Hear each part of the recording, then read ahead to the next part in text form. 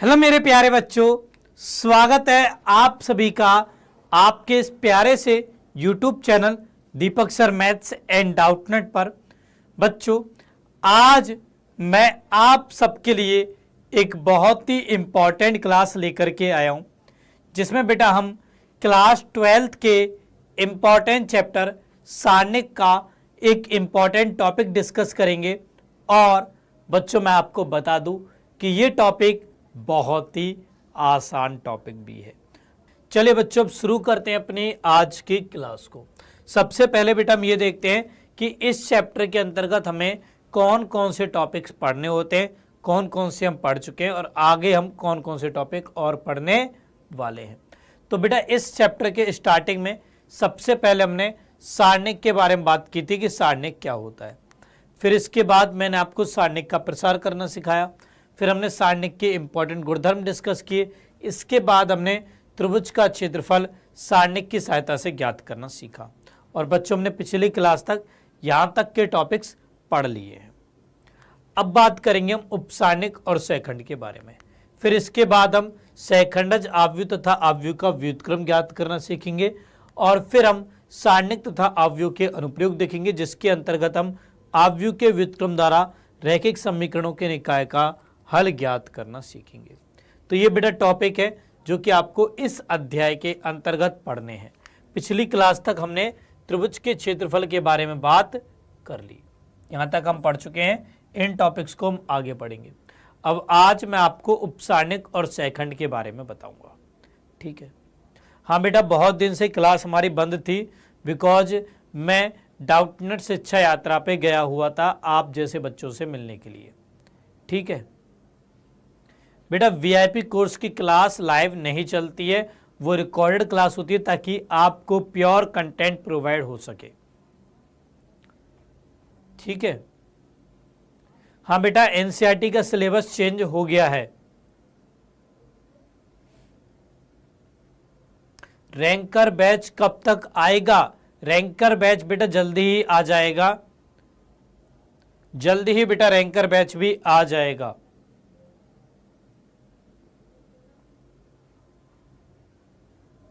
हाँ बेटा शिवम, अब क्लास डेली होगी, डेली क्लास होगी बेटा। अब शिवम प्रजापति अब डेली बेटा क्लास हुआ करेगी। डेली शाम को 6 बजे आपकी दीपक सर मैथ्स पर क्लास होगी। यार बच्चों, आज मुझे पता नहीं क्यों ऐसा लग रहा है कि आप लोग के अंदर जोश ठंडा हो गया है। पिछले 7 दिनों से हमारी क्लास नहीं हो रही थी, तो क्या आप लोग अपने मार्ग से भटक गए क्या?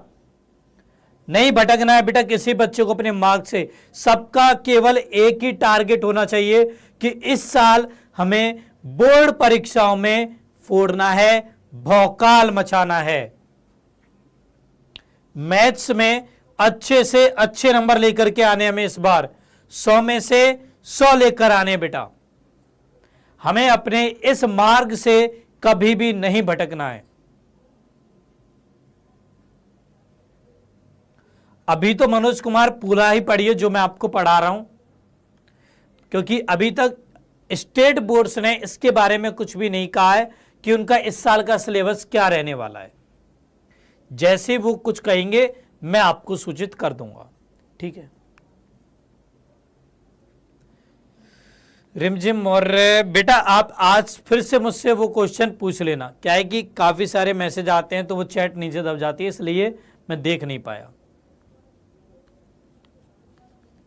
ये बेटा फ्री क्लास है। हाँ, यूट्यूब पर भी क्लास हो रही है, ओके। आर्मी रेडी है? चलिए बच्चों बताइए मुझे, सारे बच्चे रेडी हैं आज की क्लास के लिए? Everyone ready? Ready my army? जल्दी से बताइए बेटा, रेडी माय आर्मी? जल्दी से बताइए। टाइम टेबल बेटा मैंने आपको बता दिया है हर्ष, आपकी बेटा डेली शाम को 6 बजे दीपक सर मैथ्स एंड डाउटनेट पर मैथ की क्लास चलती है, क्लास 12th की।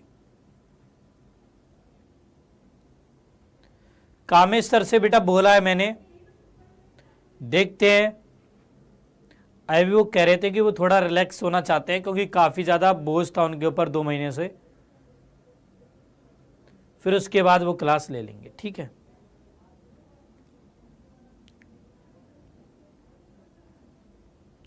चलिए सारे बच्चे रेडी हैं? ओके, तो स्टार्ट करते हैं बेटा अपनी आज की क्लास को। आज हमें सबसे पहले जानना है उपसारणिक के बारे में कि उपसारणिक क्या होता है। ओके, तो उपसारणिक क्या होता है बेटा? सारणिक के अवयव aij के उपसारणिक एक ऐसा सारणिक होता है जो कि IV पंक्ति तथा jv स्तंभ जिसमें अवयव aij उपस्थित है उसको हटाने से प्राप्त होता है। ठीक है, मतलब क्या सर, इसका मतलब समझाइए कि इस लाइन का मतलब क्या है। तो जैसे कि बेटा मान लो मेरे पास में कोई सारणिक लिखा हुआ है, ए सारणिक बराबर 2 गुणा 2 क्रम का मैं कोई सारणिक लिख रहा हूं, A11 A12 A21 A22, ये मेरे पास 2 गुणा 2 क्रम का कोई सारणिक लिखा हुआ है। ठीक है, अब बेटा यहां पर मुझे इस सारणिक के किसी अवयव A12 का उपसारणिक ज्ञात करना है। देखो पहली बात तो ये आप समझ लो कि उपसारणिक और सहखंड हम किसी अवयव का निकालते हैं। ठीक है, तो यहां पर जैसे मान लो मुझे A12 का उपसारणिक ज्ञात करना है, तो A12 का उपसारणिक क्या होगा? ये बेटा वह सारणिक होगा जो कि A12 वाली पंक्ति और स्तंभ को हटाने से प्राप्त होगा। देखो नाम में छुपा हुआ है उप सारणिक। आप लोगों ने बेटा काफी शब्दों के आगे उप शब्द को लगते हुए देखा होगा, जैसे कि आप में से अधिकांश बच्चे क्रिकेट के शौकीन है भाई, इस टाइम पर तो IPL वैसे चल रहा है। ठीक है, काफी बच्चे देख रहे होंगे IPL को, क्रिकेट के शौकीन है काफी बच्चे। तो वहां पर आप लोगों ने एक शब्द सुना होगा कप्तान, कैप्टन, और एक शब्द सुना होगा अपने उप कप्तान, वाइस कैप्टन। ठीक है, तो उप कप्तान क्या होता है भाई? कप्तान के पास कुछ जिम्मेदारियां होती हैं, वो अपनी कुछ जिम्मेदारियों को किसी दूसरे व्यक्ति को दे देता है, जिसे हम बोलते हैं उप कप्तान। सेम ऐसे हमारे देश में राष्ट्रपति भी होता है, उपराष्ट्रपति भी होता है, प्रधानमंत्री भी होता है, उप प्रधानमंत्री भी होता है। तो उप शब्द किन के आगे लग जाता है? किसी व्यक्ति के पास यदि ज्यादा जिम्मेदारियां होती हैं तो अपनी कुछ जिम्मेदारियां किसी दूसरे व्यक्ति को दे देता है, उसके आगे हम उप लगा देते हैं। ठीक है, तो सेम ऐसे ही है, ये भी इस सारणिक के कुछ अवयवों को लेकर के एक नया सारणिक बनाया गया है, उसे हमने उपसारणिक बोल दिया है। ठीक है, अब होगा क्या ये? तो ये बेटा A12 अवयव जिस पंक्ति और स्तंभ में आ रहा है ना, उनको हटा दो, से जो अवयव बचेंगे उनका सारणिक ही उपसारणिक हो जाएगा। जैसे यहां पर A12 पहली पंक्ति दूसरे स्तंभ में आ रहा है, तो पहली पंक्ति और दूसरे स्तंभ को हटा दो, बचा अवयव क्या है? A21, तो इसका सारणिक आप लिख दीजिए, तो ये हो जाएगा बेटा इस अवयव का उपसारणिक। ठीक है, ये हो जाएगा इस अवयव का उपसारणिक। और अवयव aij के उपसारणिक को हम mij के द्वारा व्यक्त करते हैं। ओके बेटा, इसके द्वारा व्यक्त करते हैं। सफा खान A21 होगा बेटा, A22 नहीं होगा, A21 होगा। ठीक है, सेम ऐसे ही जैसे मान लीजिए मेरे पास में एक सारणिक A है, ये बराबर है सारणिक 5 4 2 0।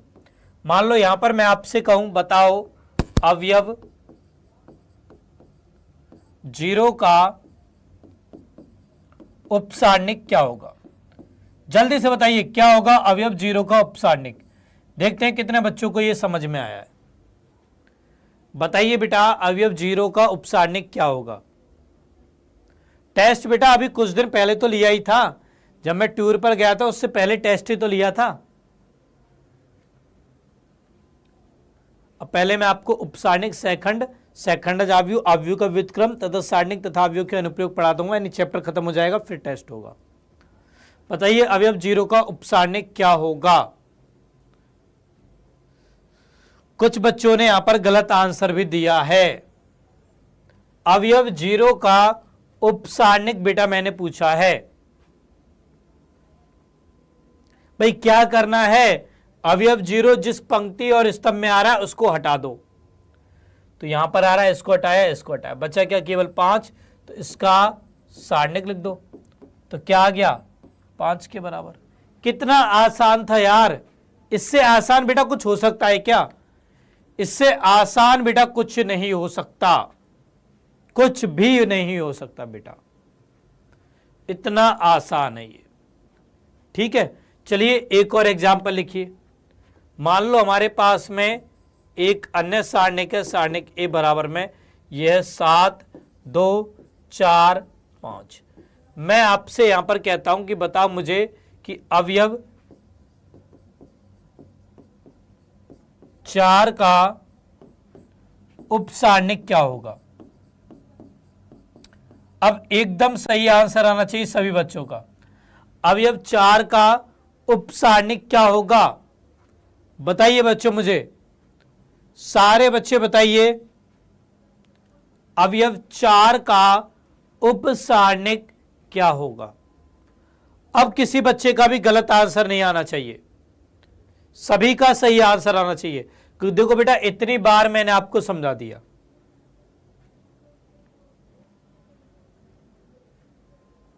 सारे बच्चे आंसर लिखिए।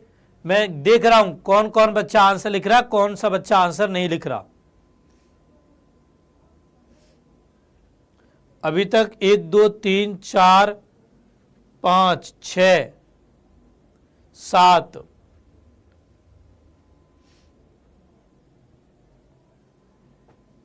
नहीं बेटा, 3 गुणा 3 के लिए भी होगा, 4 गुणा 4 के लिए होगा। अभी मैं आपको केवल 2 गुणा 2 से समझा रहा हूं। पहले 2 गुणा 2 से समझ लो, 3 गुणा 3 के बारे में तो तब जानोगे। यहां पर अभी भी बच्चे गलत आंसर दे रहे हैं। सुमित कुमार यादव, क्या पढ़ रहे हो बेटा आप? ध्यान से नहीं पढ़ रहे हो बेटा, आप ध्यान लगाकर पढ़ो। सुमित कुमार यादव, पढ़ाई करनी है तो बेटा ध्यान से पढ़ो। मैं क्या बोल रहा हूं? उर्दू में बोल रहा हूं क्या कुछ? बताओ मुझे, या फारसी बोल रहा हूं जो आपको समझ में नहीं आ रही है चीजें?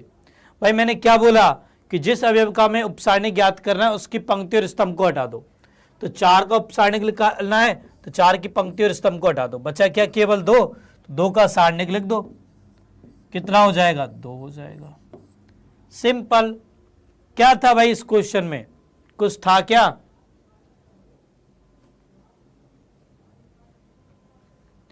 क्लियर बेटा सभी को? क्लियर। अच्छा, ये तो हमने देखो 2 गुणा 2 कोटि के सारणिक के बारे में बात की। चलो एक हम 3 गुणा 3 कोटि का सारणिक भी ले ही लेते हैं।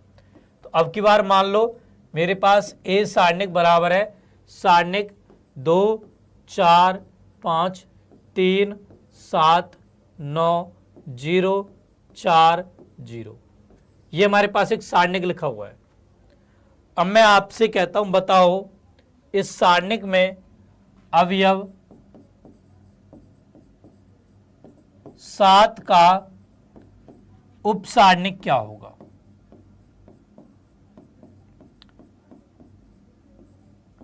बताइए बेटा, अवयव 7 का उपसारणिक क्या होगा? बताइए बच्चों। देखिए बेटा, अवयव 7 जो है ना, ये दूसरी पंक्ति दूसरे स्तंभ में आ रहा है। तो मैं M22 ज्ञात करना है, यानी A22 का उपसारणिक निकालना है, यानी M22 निकालना है। बताइए क्या होगा ये? M22 क्या होगा? जल्दी से बताइए। देखिए, चाहूं तो मैं अन्य टीचर्स की तरह सारी चीजें लिखवा के जा भी सकता हूं, बट बेटा मेरा पढ़ाने का स्टाइल ही अलग है। मैं चाहता हूं कि हर एक बच्चा यहां पर अपने सभी डाउट्स को क्लियर करके जाए। जैसे मैं भी अपने समय पर अपने सभी डाउट्स को, मैथ के सभी डाउट्स को क्लास में क्लियर कर देता था, उल्टी क्लास से पहले क्वेश्चन सॉल्व कर लेता था, ऐसे ही मैं भी चाहता हूं कि आप लोगों का दिमाग भी ऐसा ही बन जाए। देखिए, आपके सामने कोई ऐसा वैसा टीचर नहीं है बेटा। मेरे खुद के क्लास 12th में मैथ्स में 100 में से 100 नंबर आए हैं, तो मैं चाहता हूं कि मेरे सभी बच्चों के भी 100 में से 100 नंबर आए मैथ्स के अंदर। और वो तब कब आएंगे? जब आप अच्छे से प्रैक्टिस करोगे। ठीक है, चलिए अब इसका आंसर देखते हैं बेटा क्या होगा। तो मैंने आपको एक ही बात बोली कि जिस अवयव का आप उपसारणिक निकाल रहे हो उसकी पंक्ति और स्तंभ को हटा दो। तो इसकी पंक्ति को हटा दिया, इसके स्तंभ को हटा दिया, शेष जो अवयव बचे उनका सारणिक लिख दो। तो शेष क्या अवयव बच गए, इधर बच गया 2, इधर बच गया 5, इधर बच गया 0, इधर बच गया 0। क्या हो जाएगा इसका मान 0 माइनस 0 मतलब 0 हो जाएगा। तो बिल्कुल सही बेटा 0 हो जाएगा। 0 बेटा राइट आंसर हो जाएगा। ठीक है, 0 राइट आंसर आ जाएगा। गुड। तो ऐसे बेटा हम किसी अवयव का उपसारणिक निकालते हैं। चलो और एग्जाम्पल देखो, यहां पर देखो हमें एक सारणिक दिया गया, इस सारणिक में हमें अवयव 8 का उपसारणिक ज्ञात करना है। बताइए बेटा अवयव 8 का उपसारणिक क्या होगा, बताइए। सारे बच्चे इसका राइट आंसर देंगे। बताइए अवयव 8 का उपसारणिक क्या होगा। मेरा तो निकल चुका है, क्या आपका भी निकल चुका है अवयव 8 का उपसारणिक? बताइए फिर जल्दी से जल्दी बताओ बेटा। देखो इतना समय नहीं लगना चाहिए, बताइए जल्दी से। गलत क्यों आ रहा है भाई, आंसर गलत क्यों आ रहा है? देखिए आप में से ही कुछ ऐसे बच्चे हैं जो कि बिल्कुल सही आंसर दे रहे हैं और मैं बता रहा हूं उसी टाइम पर दे रहे हैं। बहुत ज्यादा प्रसन्न हूं मैं उन लोगों से, बट कुछ बच्चे ऐसे जो कि आंसर ही नहीं दे रहे, उनसे मैं बहुत ज्यादा रुष्ट हूं। तो सारे बच्चे आंसर दीजिए यार, सारे बच्चे आंसर दीजिए बेटा।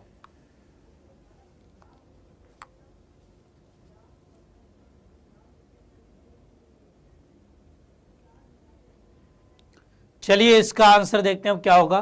तो मैं अवयव 8 का उपसारणिक ज्ञात करना है, तो अवयव 8 जिस पंक्ति और स्तंभ में आ रहा है उसको हटा दो। बचा क्या, 1 3 4 6।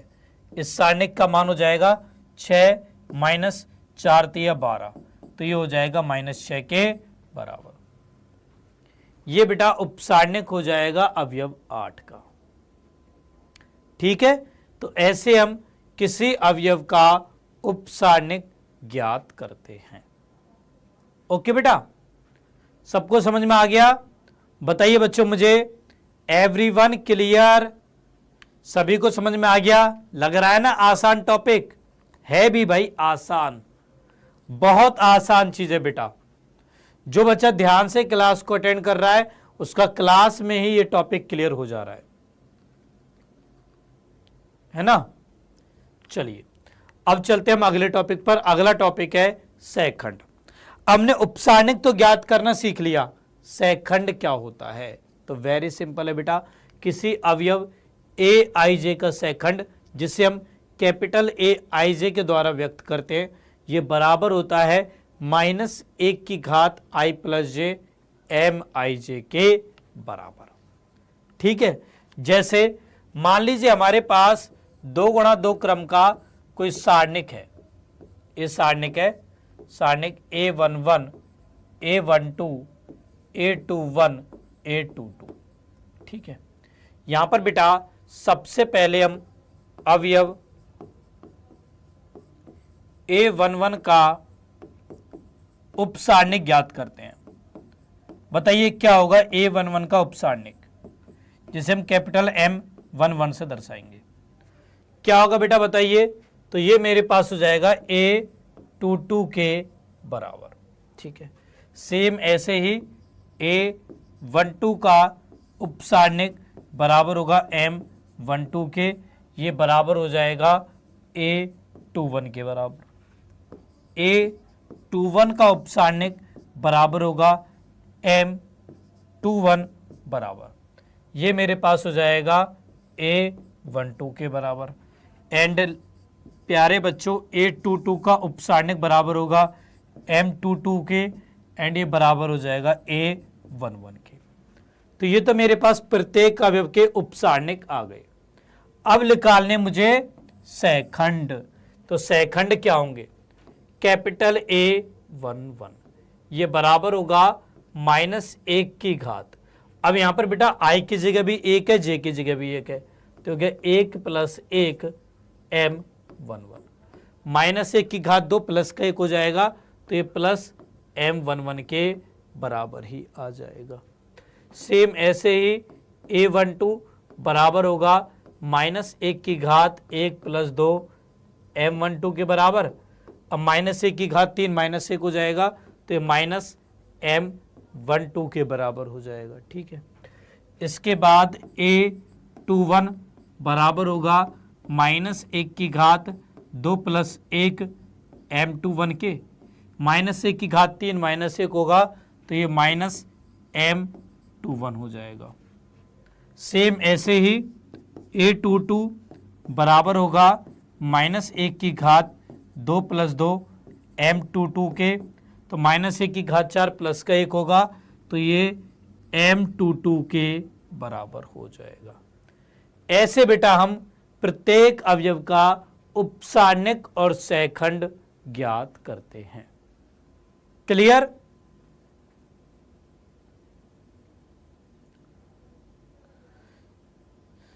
हाँ बेटा, ये कंपटीशन के लिए भी है, क्योंकि देखो जब आसान चीजें नहीं आती होंगी तो टफ चीजें कैसे कर पाओगे।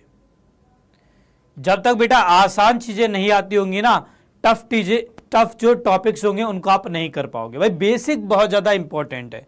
देखो किसी भी कॉम्पिटिटिव एग्जाम को यदि आपको क्रैक करना है ना बेटा, तो आपको हर सब्जेक्ट के बेसिक आने चाहिए। जैसे यदि आपको सारणिक के सारे क्वेश्चन आराम से सॉल्व करने हैं, तो उसके लिए बेसिक आपको आना बहुत ज्यादा जरूरी है। ठीक है,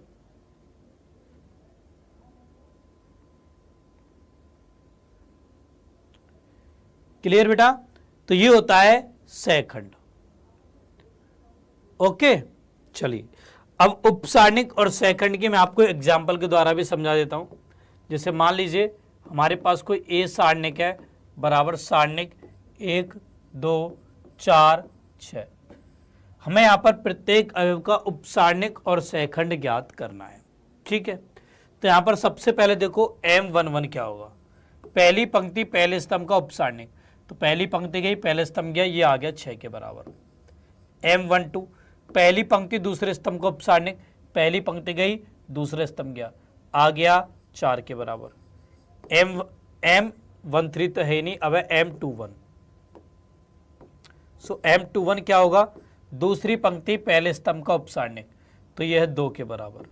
एंड m22 बराबर है दूसरी पंक्ति दूसरे स्तंभ का उपसारणिक, यह है 1 के बराबर। अब बात करें सहखंड की, तो a11 बराबर होगा प्लस m11 के, ये बराबर हो जाएगा 6 के। a12 बराबर होगा माइनस m12 के, ये -4 के बराबर हो जाएगा। a21 बराबर माइनस m21 होगा, ये -2 के बराबर हो जाएगा। a22 बराबर m22 होगा, तो ये बेटा 1 के बराबर आ जाएगा। तो ये हमारे पास सहखंड आ जाएंगे।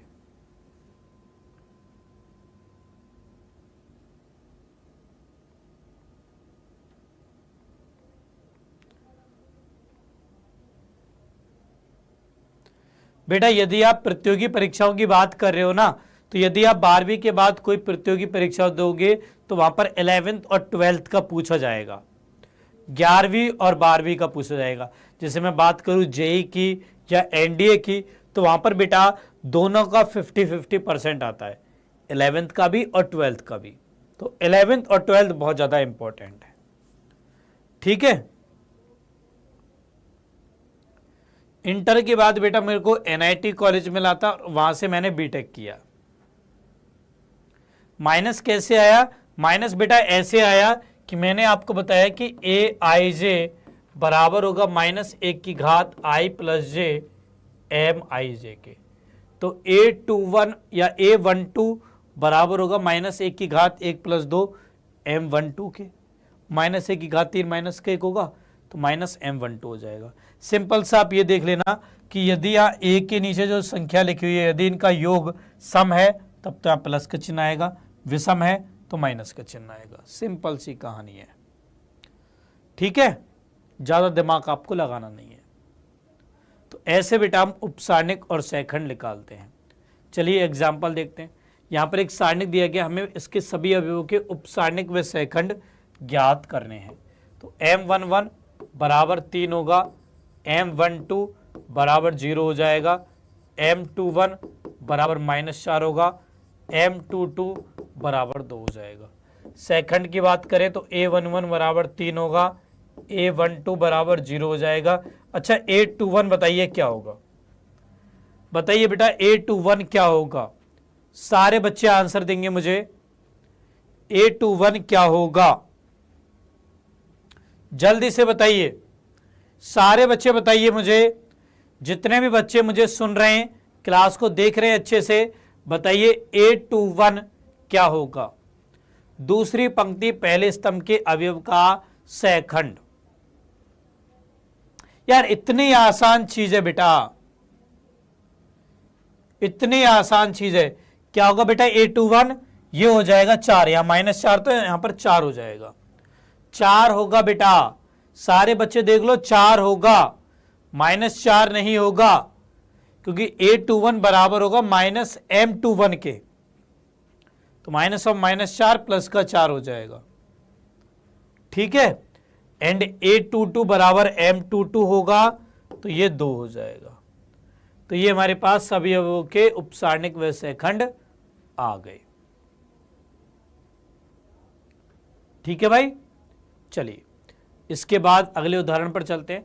अब यहां पर बेटा हमें 3 गुणा 3 कोटि का एक सारणिक दिया गया है, इसके हमें अवयवों A11 और A21 के उपसारणिक व सहखंड ज्ञात करने हैं। तो A11 का उपसारणिक देखो क्या होगा, A11 का उपसारणिक ये हो जाएगा बेटा M11 के बराबर। क्या होगा, ये बेटा पहली पंक्ति और पहले स्तंभ के अवयवों को हटाने से प्राप्त होगा। तो पहली पंक्ति गई, पहला स्तंभ गया, ये बच गया A22, A23, A32, A33, ठीक है। अब इसका उपसारणिक क्या बनेगा, तो यहां पर ये उपसारणिक बराबर हो जाएगा A22, A33 minus A23, A32, ये बेटा हमारे पास हो जाएगा इस अवयव का A11 का उपसारणिक। चलो साथ के साथ सहखंड भी लिख देते हैं, तो कैपिटल A11 बराबर भी यही होगा A22, A33 minus A23, A32, ये हमारे पास सहखंड भी हो गया, ठीक है, अवयव A11 का, ठीक है बेटा। सेम ऐसे हम अवयव A21 का उपसारणिक और सहखंड लिखते हैं। तो A21 का उपसारणिक ये बराबर होगा M21 के। अब ये कैसे प्राप्त होगा, A21 कौन सी पंक्ति कौन से स्तंभ में आ रहा है, सर दूसरी पंक्ति पहले स्तंभ में आ रहा है, तो दूसरी पंक्ति को हटा दो, पहले स्तंभ को हटा दो, शेष अवयवों का सारणिक लिख दो। तो ये हमारे पास हो जाएगा बराबर सारणिक A12, A13, A32, A33, ठीक है। इसका मान कितना होगा बेटा, ये हो जाएगा A12, A33 minus A13, A32, ये हमारे पास हो जाएगा। अब मुझे इसका सहखंड भी लिखना है, तो सहखंड होगा कैपिटल A21 जो कि बराबर होगा -1 की घात 2 प्लस 1 M21 के। -1 की घात 3 है, मतलब माइनस का 1, तो हो गया -M21, इसके साथ -1 का गुणा कर दो तो हो गया A13, A32 minus A12, A33। तो इस तरीके से बेटा हम प्रत्येक अवयव के उपसारणिक और सहखंड ज्ञात करते हैं। था ना आसान टॉपिक। अब जल्दी से आप सभी मुझे चैट सेक्शन के माध्यम से बताइए कि दोनों टॉपिक आपको समझ में आए या नहीं आए। ईमानदारी से बताना बेटा। यदि आप लोगों ने ईमानदारी से आज की क्लास को अटेंड किया है, मेरी एक एक बात को ध्यान से सुना है, समझा है, तो आपके दोनों टॉपिक बिल्कुल क्रिस्टल क्लियर हो गए होंगे।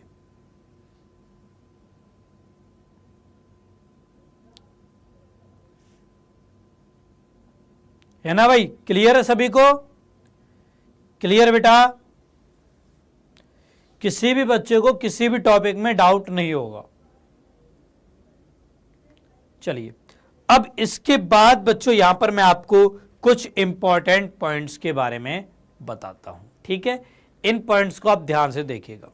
तो मान लो बेटा मेरे पास कोई सारणिक है, ए सारणिक बराबर है 3 × 3 क्रम का है।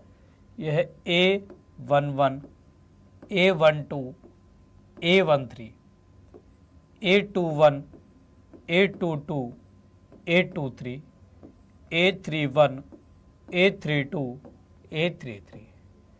ये है बेटा मान लो हमारे पास ए सारणिक, ठीक है। अब यहां पर बेटा मैं इस ए सारणिक की पहली पंक्ति के अवयवों के उप सारणिक लिखता हूं, ठीक है। तो यहां पर देखो M11 क्या होगा, ये बराबर हो जाएगा सारणिक, पहली पंक्ति गई पहला स्तंभ गया, तो हो गया A22, A23, A32, A33, ठीक है। M12 देखिए बेटा क्या होगा, ये बराबर हो जाएगा सारणिक, पहली पंक्ति गई दूसरा स्तंभ गया, तो हो गया A21, A23, A31, A33। M13 देखिए क्या होगा, सारणिक, पहली पंक्ति गई तीसरा स्तंभ गया, तो A21, A22, A31, A32, ये हमारे पास बन जाएगा, ठीक है। ये बच्चों हमारे पास आ जाएगा। हाँ बेटा डेली क्लास होती है शाम को 6 बजे, ओके। इसके अलावा और अवयवों की भी हम उपसारणिक लिख लेते हैं। तो M21 क्या होगा, ये हो जाएगा सारणिक, दूसरी पंक्ति गई पहला स्तंभ गया, तो ये हो गया A12, A13, A32, A33, ठीक है। ऐसे ही M22 बराबर सारणिक, दूसरी पंक्ति गई दूसरा स्तंभ गया, तो हो गया 11, 13, ठीक है। A31, A33 हो जाएगा। इसके बाद M23, दूसरी पंक्ति गई तीसरा स्तंभ गया, तो 11, 12, इसके बाद A31, A32 हो जाएगा, ओके। इसके बाद M31, तीसरी पंक्ति गई पहला स्तंभ गया, तीसरी पंक्ति गई पहला स्तंभ गया, तो ये हो गया A12, A13, A22, A23 हो जाएगा, ठीक है। इसके बाद M32, तीसरी पंक्ति गई दूसरा स्तंभ गया, क्या होगा, तीसरी पंक्ति गई दूसरा स्तंभ गया, तो 11, 13, 21, 23, A11, A13, A21, A23, ये हमारे पास हो जाएगा। एंड लास्ट M33, ये बराबर हो जाएगा सारणिक, तीसरी पंक्ति के तीसरा स्तंभ गया, तो A11, A12, A21, A22। Sir ये तो हमें आता है, यहां से आप क्या सिद्ध करना चाहते हो, ये तो हमें पहले से मालूम है। अच्छा बेटा आपको और क्या मालूम है, आप सेखंड भी ज्ञात कर सकते हो। चलो इनके सेखंड देखो क्या होंगे। तो यहां पर देखिए बेटा A11 क्या होगा, तो ये M11 के बराबर ही हो जाएगा, तो सारणिक A22, A23, A32, A33, ये हमारे पास हो जाएगा। यानी कि A11 बराबर हो जाएगा A22, A33 minus A32, A23, okay. Same ऐसे ही A12 बराबर होगा माइनस M12, क्या होगा मैं लिख देता हूं, A12 बराबर होगा माइनस M12, तो हो गया माइनस सारणिक। M12 है A21, A23, A31, A33। अब पहले तो हम ऐसे माइनस ऐसे करते थे, यहां माइनस का चिन्ह लग रहा है, तो पहले मैं ऐसे कर लेता हूं फिर ऐसे कर लेता हूं। तो हो गया A31 A23 minus A21 A33 हो जाएगा। बात बेटा बराबर है। तो ये आ गया हमारे पास A12। क्या आ गया? ये हमारे पास A12 आ गया।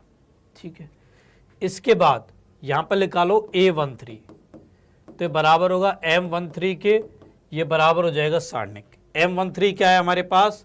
ये आया A21 A22 A31 A32।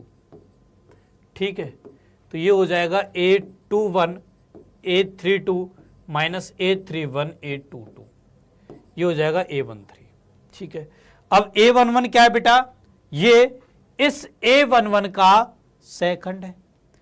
A12 क्या है? ये इस A12 का सेकंड है। ये A13 क्या है?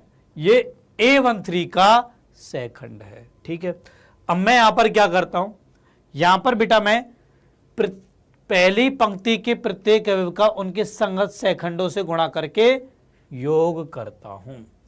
तो इसका मतलब अब मैं यहां पर करने जा रहा हूं A11 capital A11 plus A12 capital A12 plus A13 capital A13। ठीक है, एंड ये बच्चों बराबर हो जाएगा, ये बेटा बराबर आ जाएगा आपके पास A के सारणिक के बराबर। ठीक है, जब गुणा करके जोड़ोगे तो आपको यहां पर बेटा ये A के सारणिक के बराबर मिल जाएगा। ये बेटा इंपॉर्टेंट पॉइंट है। ठीक है, यानी कि यदि हम किसी सारणिक में किसी पंक्ति या स्तंभ के अवयवों में उनके संगत सेखंडों से गुणा करके योग करें तो हमें सारणिक का मान प्राप्त होता है। ठीक है, यह इंपॉर्टेंट पॉइंट बेटा यहां पर हमें मिलता है। अच्छा, यदि हम किसी पंक्ति या स्तंभ के अवयवों में किसी अन्य पंक्ति या स्तंभ के अवयवों के सेखंडों का गुणा करके योग करें तो क्या होगा? चलिए भाई वो भी देख लेते हैं यहां पर।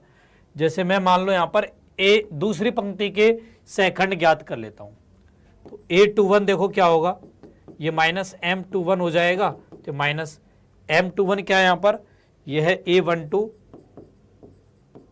A13 A32 A33, तो ये बराबर हो जाएगा again A32 A13 minus A12 A33 हो जाएगा कैपिटल A21 का मान।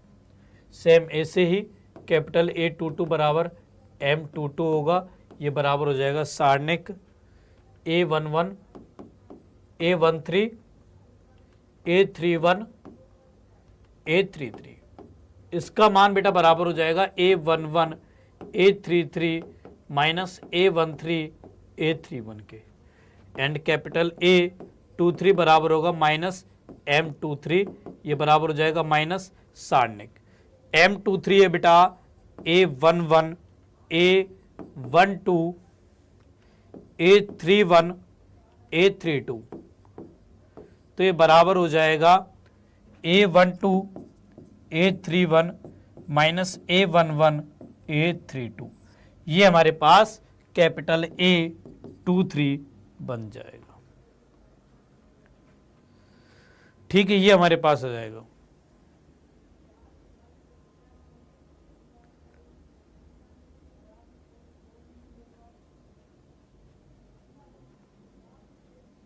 ठीक है बेटा, क्लियर?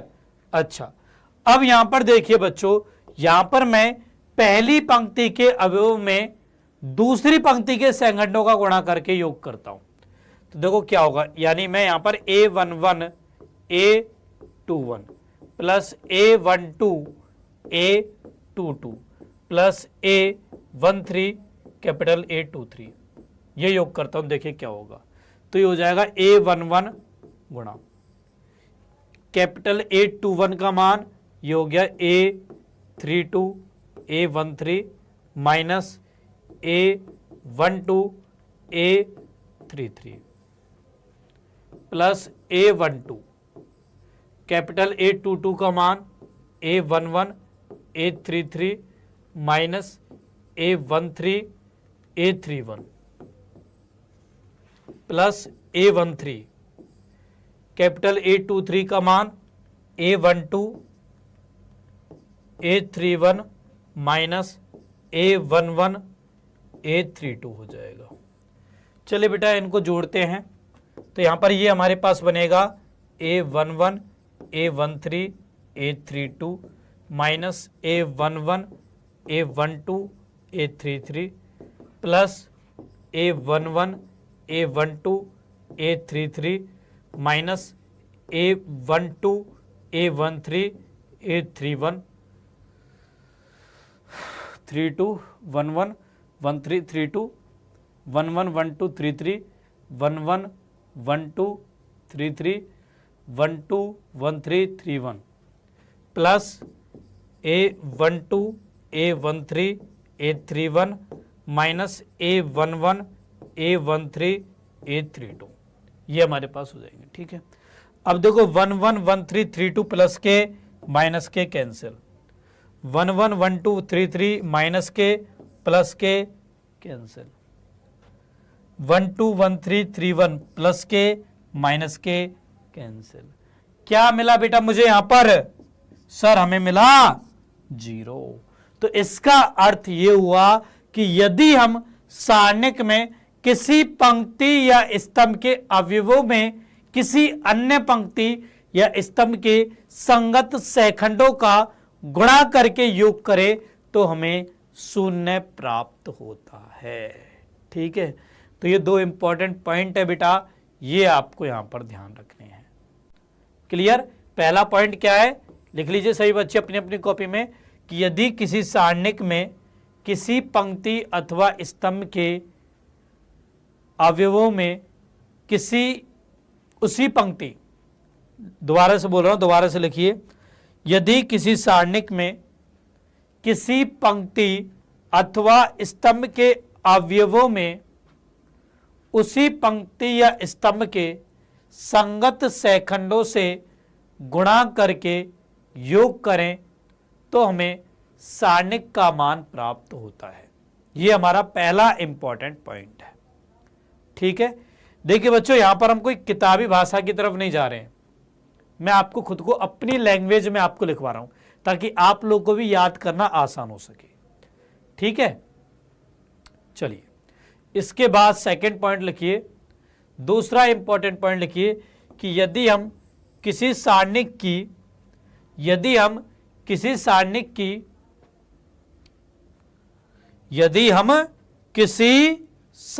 की किसी पंक्ति या स्तंभ के अवयवों में किसी अन्य पंक्ति या स्तंभ के संगत सेखंडों से गुणा करके योग करें। दोबारा से बोल रहा हूं, दोबारा से लिख लीजिए, यदि हम किसी सारणिक में किसी पंक्ति या स्तंभ के अवयवों में किसी अन्य पंक्ति या स्तंभ के अवयवों के संगत सेखंडों से गुणा करके योग करें तो प्राप्त मान शून्य के बराबर होता है, तो हमें शून्य प्राप्त होता है। ठीक है, तो ये दो इंपॉर्टेंट पॉइंट है, ये बेटा आपको यहां पर ध्यान रखने हैं। क्लियर? चलिए इसके बाद आगे एक एग्जांपल देखते हैं। तो यहां पर बेटा हमसे कहा गया कि ये कोई सारणिक है, हमें इसके अवयवों के उपसारणिक व सेखंड ज्ञात करने, साथ में सत्यापित करना है कि A11 A31 A12 A32 A13 A33 बराबर होगा शून्य के। ठीक है, तो इस क्वेश्चन को आप खुद से कर सकते हो। चलिए मैं आपको करके बता देता हूं। प्रत्येक अवयव के हमें उपसारणिक सेखंड निकालने, तो M11 बराबर हो जाएगा बेटा यहाँ पर, ये गया 0, 5 चौके 20, तो ये माइनस के 20 आ जाएगा। M12 बराबर पहली पंक्ति दूसरे स्तंभ, तो माइनस के 42 माइनस के 4 माइनस के 46 हो जाएगा। M13 बराबर पहली पंक्ति के तीसरे स्तंभ के 6 पंजे 30 हो जाएगा। M21 बराबर दूसरी पंक्ति पहले स्तंभ गया 7 21, 21 में से 25 गया माइनस का 4 हो जाएगा। M22 बराबर दूसरी पंक्ति गई दूसरे स्तंभ गया तो हो गया माइनस का तो ये हो जाएगा माइनस के 14 माइनस के 5 माइनस के 19 हो जाएंगे। फिर M23 दूसरी पंक्ति गई तीसरे स्तंभ गया तो हो गया 5 10 10 और 3 13 हो जाएगा। फिर M31। तीसरी पंक्ति के पहला स्तंभ गया, ये हो गया माइनस का 12 M32। तीसरी पंक्ति के दूसरे स्तंभ गया तो हो गया 4 दूनी 8, 8 में से 30 गए तो माइनस के 22 हो जाएंगे M33। तीसरी पंक्ति के तीसरे स्तंभ गया, ये 0, 36, 18 प्लस के हो जाएंगे।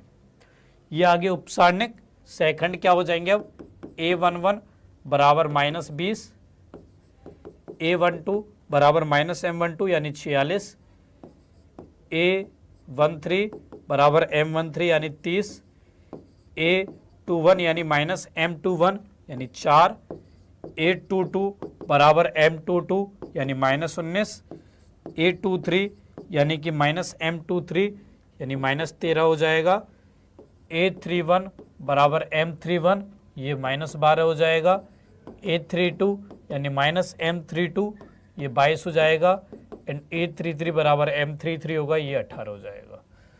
ये आगे प्रत्येक के उपसारणिक, ये आगे सेकंड। अब हमें यहाँ पर सत्यापित करना है A11 A31 प्लस A ये चीज, ठीक है।